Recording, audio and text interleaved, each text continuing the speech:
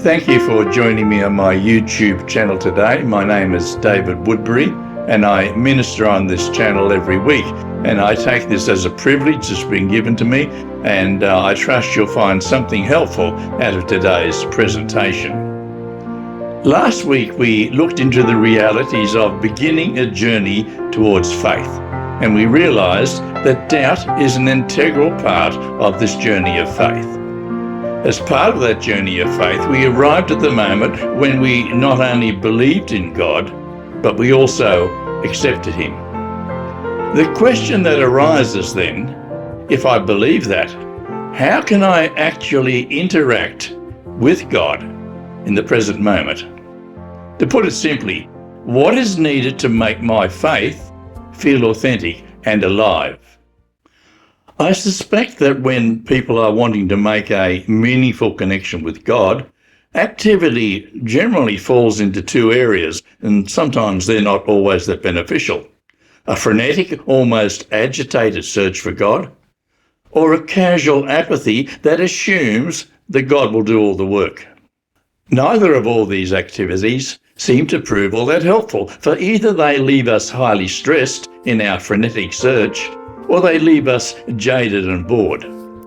Establishing a meaningful relationship with God is not a matter of intelligence or endurance, but seeking simple biblical steps that help us make such a connection. Then quietness and confidence and waiting on the Lord shall be my strength, my sure defense, and peace be my reward.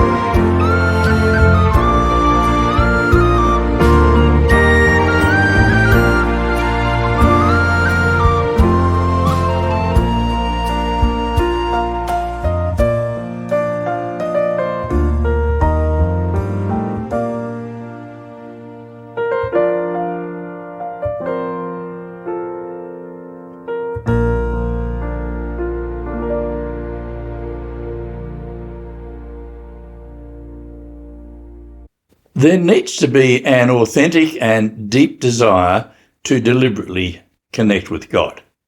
Now, depending on which translation you use, there are over 60 references in the Bible advocating waiting or being still before God, a significant challenge in our instant society. We are increasingly being encouraged to believe a simple phone call or the click of a mouse will bring us what we want almost instantaneously. We ignore at our peril the call from the Bible to wait or be still before God. There is a sense in which we have to detach before we can truly experience the life of God flowing into us. One of the human problems is that we are so intent in reaching out and searching that we block the necessary channels for God to communicate with us. Water in a channel can only flow one way, and while ever we are busy flooding our channels with what may appear on the surface to be good Christian material, the true living water is impeded from flowing in our direction. We can easily be sidetracked by the plethora of material available. If we are truly going to find a meaningful connection with God, then a good dose of discernment is necessary. There are too many verses in the Bible that call us to wait or to be still for me to comment on today, and I will just take a selective look at a couple. This theme runs strongly through the Psalms, and the writer of Psalm 27 says, "Wait on the Lord, be of good courage, and he shall strengthen your heart. Wait, I say, on the Lord." Now, when you read these verses, you quickly get the impression that the psalmist is acutely aware of the propensity of humanity towards impatience. He commences with a call to wait on the Lord, and within a few lines he makes the call again, almost as if he knows people have not really taken this waiting on board. Often there's a sense among human beings that when they hear something they think, yes, I know that, and they quickly move on without letting the reality sink in. Perhaps it is due in some way to the culture of the 21st century, but I suspect there is much of fallible humanity in it. Teach me to feel that thou art always nigh. Teach me the struggles of the soul to bear, to check the rising doubt, the rebel sigh. Teach me the patience of unanswered prayer.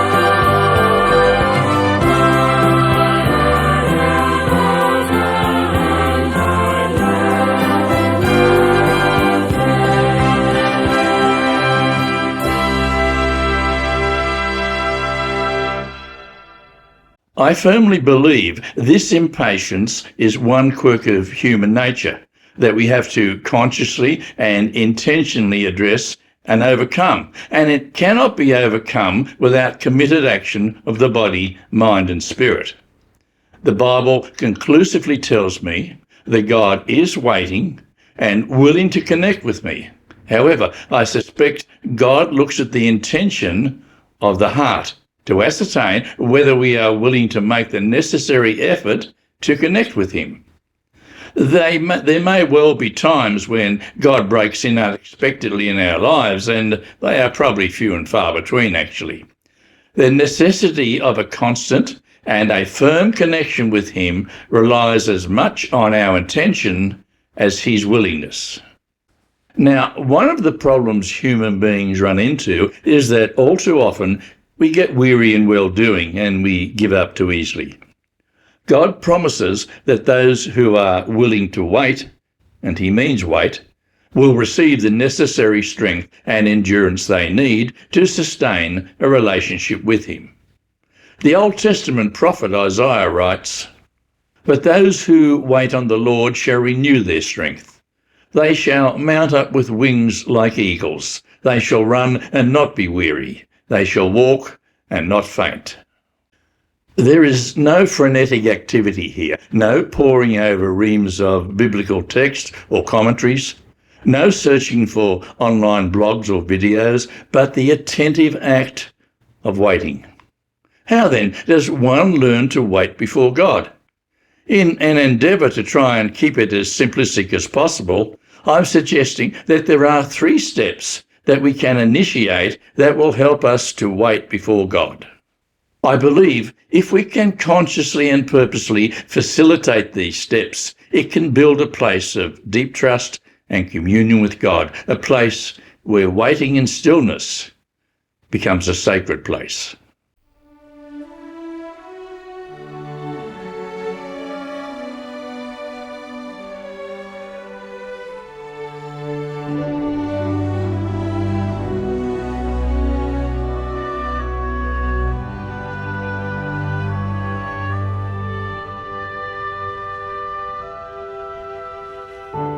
Quiet hearts before you gather,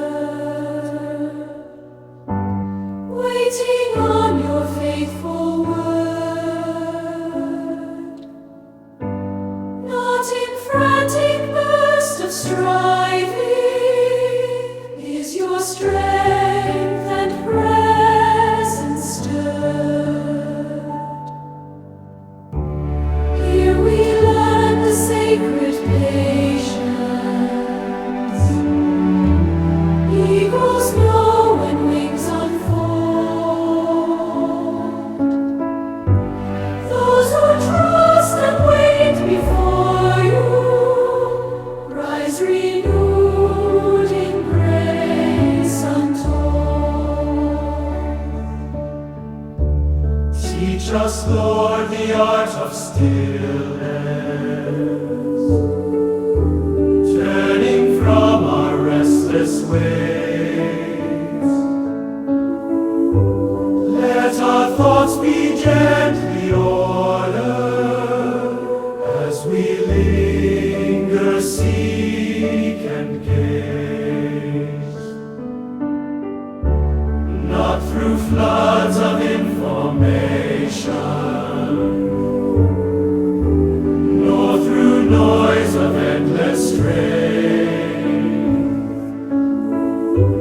but through simple calm attention do we find your peace again.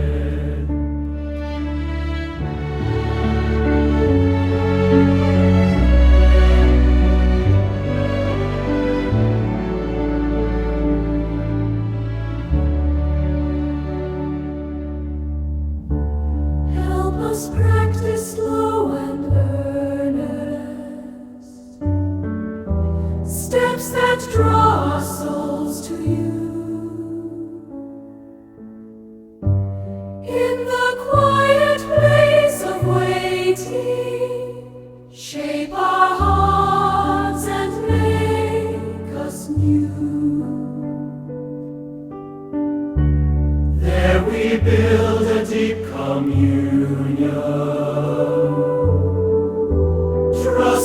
where your hand has led.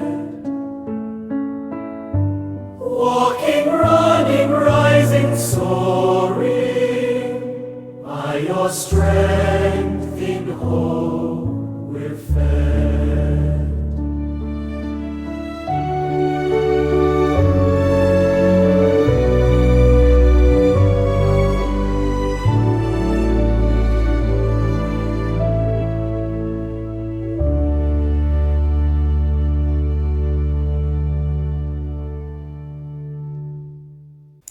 The initial step is to actively seek isolation, and the prophet Habakkuk writes in the late 7th century, and he says, "But the Lord is in his holy temple.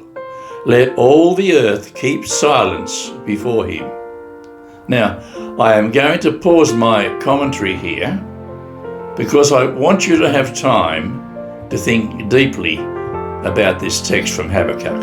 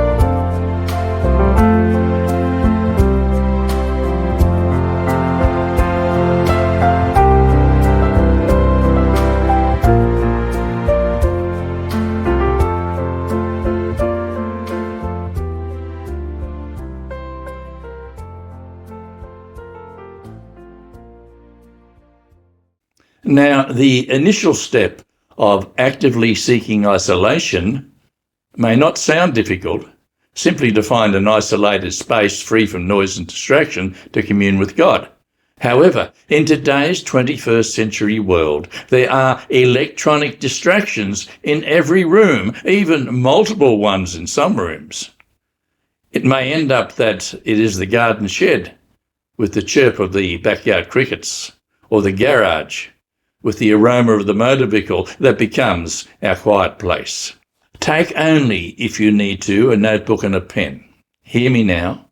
Leave your electronic device, your laptop, phone, iPad, etc., outside. In our world today, these devices are at the apex of distraction.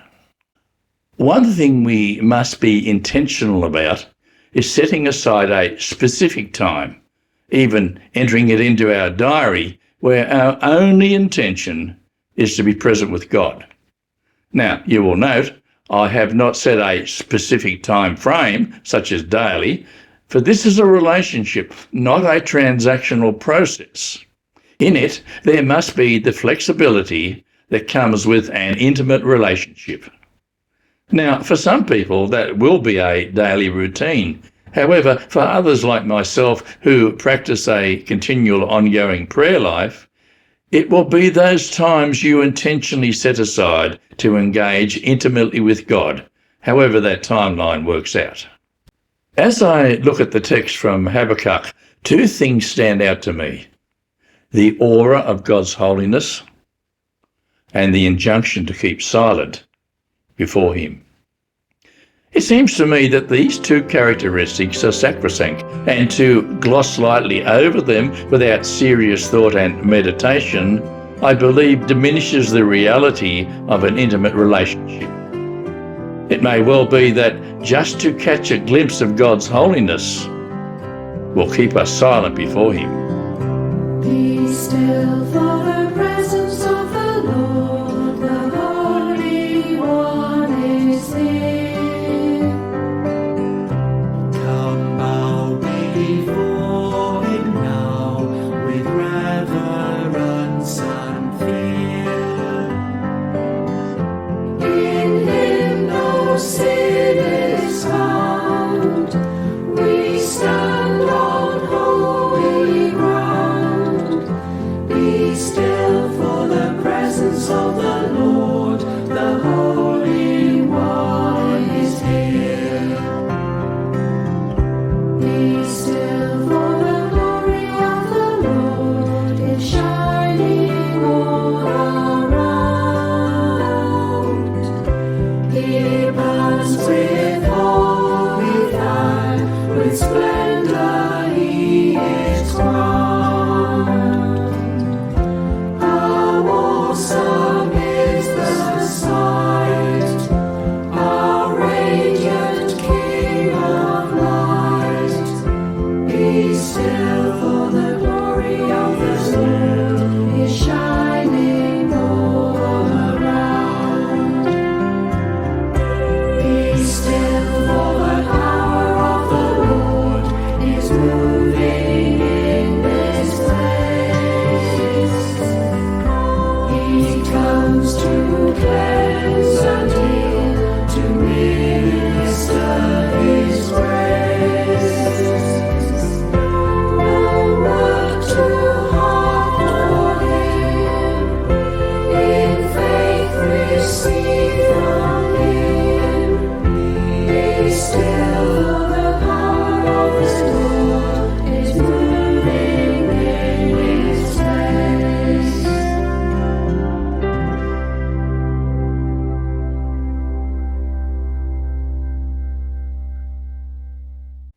The next step is to get our focus onto an inner serenity. The psalmist writes, "Be still and know that I am God." The operative words here for us to take on board are still and know. Perhaps asking questions here may enliven and validate these aspects. We need to ask ourselves, do I really want to be still? Do I really want to know? What is it that I really want to know? Perhaps a brutal and honest answer here may be enough to start this process. For some people, to focus is easier than others. Some of us suffer from mental overload and find our minds cluttered. If we truly want to focus on our inner serenity, it will be necessary for many of us to declutter our minds. Now, I suspect that is easier said than done. However, one good starting point is to identify the clutter that is creating a mental logjam. Sometimes simply writing down those things will be helpful in clearing them from our mind. We must intentionally remove as much of the clutter as we can, and this may include our worries, the tasks that we need to pay attention to, or even those matters about we feel we want to pray. The exercise is about clearing mental space, calming the inner person, and using clarity. You may well need to come to the point of realizing that there are things in your life cluttering your mind that are outside your control, and you are overthinking your situation. It could well be that deep down we are still hanging on to things that are outside our control, and in wanting to make an intimate connection with God, we need to let Him have them. The Apostle Peter, writing to Christians in the early church, says, "Cast all your anxiety on Him, because He cares for you." The use of the word all here is called, I believe, a quantifying determiner, which changes the value of the word anxiety. How much anxiety? Simply all of it. The third step is to develop the essence of a waiting heart. The writer of Lamentations says, "It is good that one should hope and wait quietly for the salvation of the Lord." Note the writer's advice here that we should hope and wait quietly. The word used here in the Hebrew for hope means to wait with expectation. It is not something that is passive or vague, but rather it is to have an active trust in God. While to wait quietly implies a silent trust that comes without complaint. There is a truth we need to learn, that even in silence, God is still speaking and working.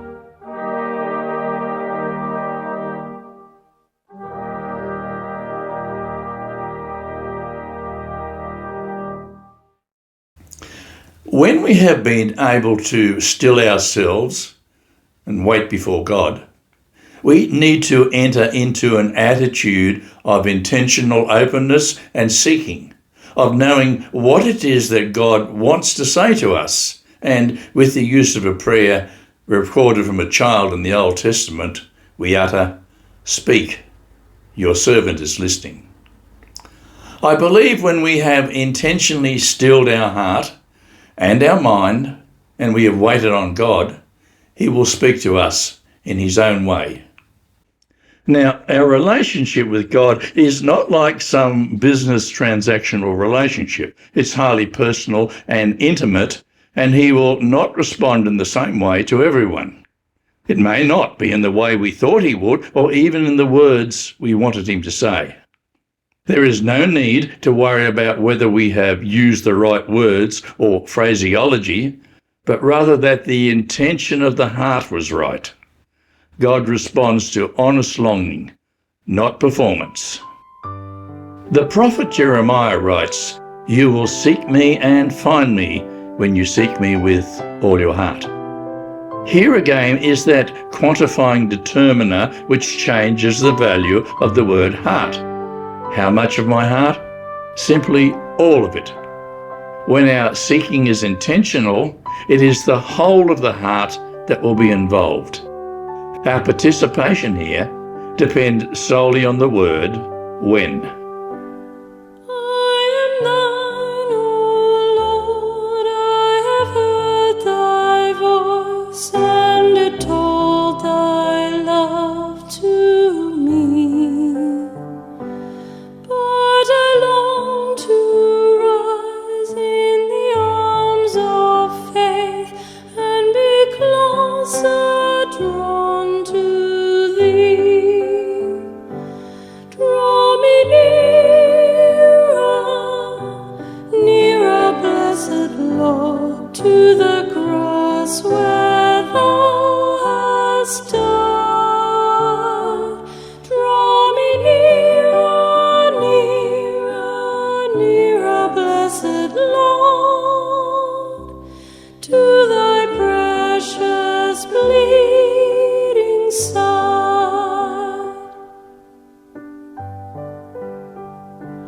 Consecrate me now to thy service, Lord, by the power of grace divine. May my soul look up with a steadfast hope, and my will be lost in thou. Draw me nearer, nearer, blessed Lord, to the cross where thou hast died. Draw me nearer, nearer, nearer, blessed Lord, to thy precious bleeding side.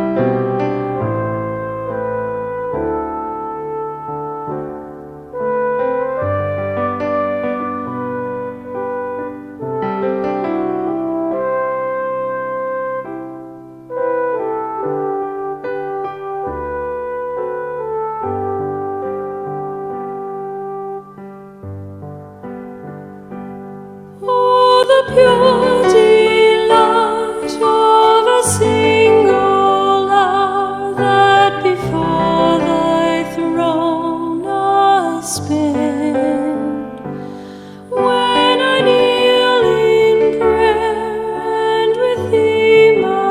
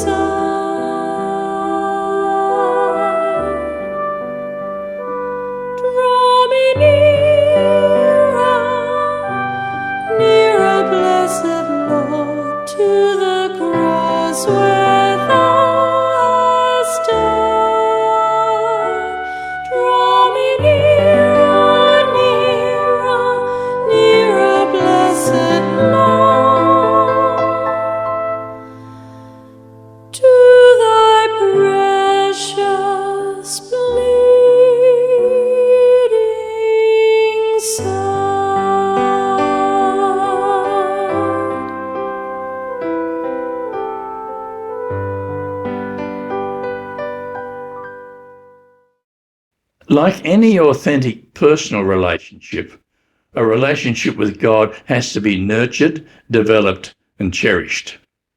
The way to do this is to develop consistent and intentional spiritual practices. More often than not, God will speak loudest and clearest in his own words, found in the pages of the Bible. One of the mistakes many people make in reading the Bible is simply to look for information, when in fact, they should be looking for transformation. Reading the Bible also needs an uncluttered mind, in which, in a sense, we deliberately allow the Bible to read into us. This means allowing the words of the Bible to speak into our lives, to shape us, and to reveal our inner selves. While there may be something of biblical education in it, when you let the Bible read into you, it is an encounter in which the Word of God does not just fill your head, but also shapes your heart. When we want to establish a deep relationship with God, what will be helpful is a deep desire to actually wait, sometimes even in isolation, focusing on finding an inner serenity that results in a waiting heart and a faith that feels alive. There can be no doubt that the Bible will give us the wherewithal to move into that close, personal, and intimate relationship with a living God. There is a place of quiet rest near to the heart of God, a place where sin cannot molest, near to the heart of God. Oh, Jesus, blessed Redeemer, sent from the heart of God, hold us who wait before thee, near to the heart of God. There is a place of comfort sweet, near to the heart of God, a place where we our Savior meet, near to the heart of God. Oh, Jesus, blessed Redeemer, sent from the heart of God, hold us who wait before thee, near to the heart of God. There is a place of full release, near to the heart of God, a place where all is joy and peace, near to the heart of God. Oh, Jesus, blessed Redeemer, sent from the heart of God, hold us who wait before thee, near to the heart of God.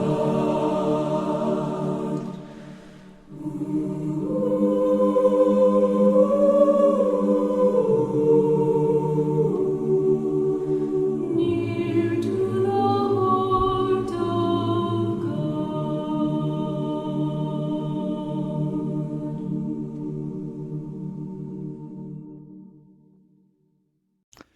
Now, I believe in this day and age, what people deeply seek is an authentic relationship with God that is real and that is alive.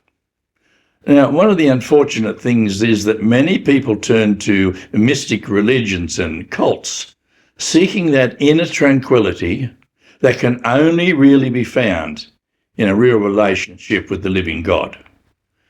When we search in seclusion and serenity with an open heart, we are more likely to find a relationship as deep as this. The reality is that a living God seeks a living relationship with us.